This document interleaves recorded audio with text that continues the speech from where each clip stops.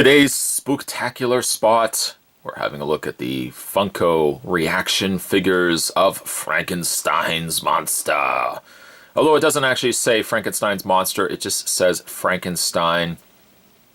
Let the debate begin. I just personally call him Frankenstein. Let's not attach other things to it.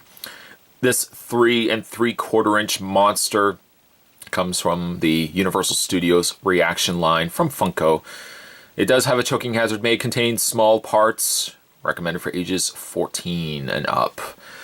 The back of the package features the entire Series 1 and Series 2 line of reaction figures, including Frankenstein's monster, now indicated by Frankenstein's monster on the back, the Wolfman, Bride of Frankenstein, the Invisible Man, Dracula, Phantom of the Opera, Creature from the Black Lagoon, and the Mummy.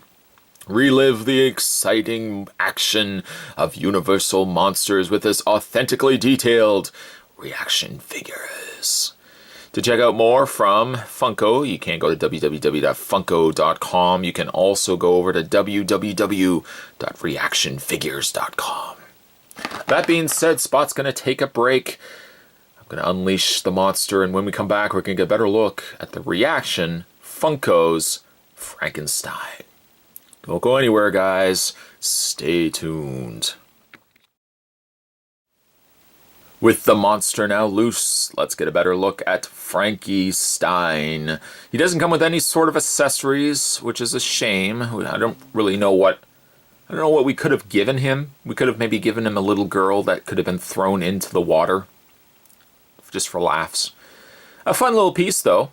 If you are wondering, let's bring in the Dracula that we've already had a look at. Fittingly enough, Frankenstein is taller than Dracula, as it should be. It would make no sense, even from a reaction line, for them to be the exact same height, so I'm glad Funko went above and beyond and gave us Frankie just a little bit taller than Dracula. Coloring is quite nice, and as you would expect it, a little more muddled, a little more...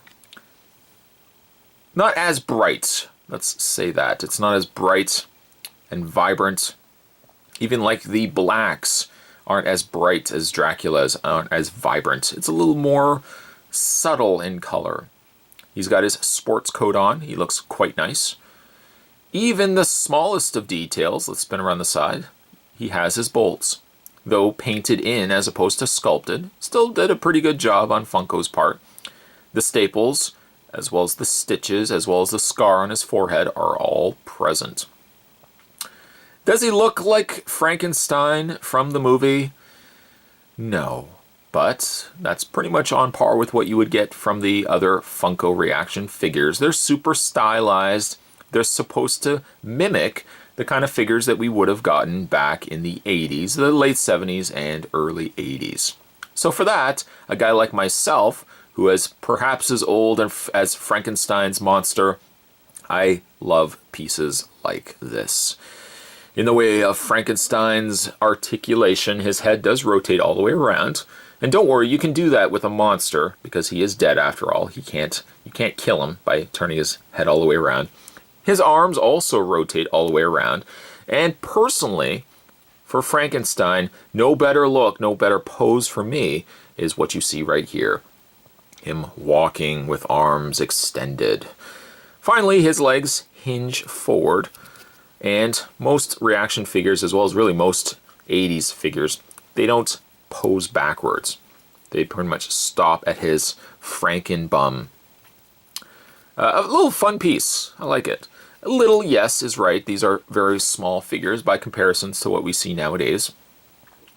And say nowadays, I mean, these are still being released now. But I love the retro design of these characters. These will make a terrifying appearance every Halloween in Spot's house. Let's get his arms posed. Today's spooktacular spot, we were having a look at the Funko Reaction Universal Studios Frankenstein. Frankenstein's monster! Frankenstein. Stay tuned, guys. Spot's going to have more spooky spots heading to you this month of Spottober. Thanks for watching. I'll see you next time.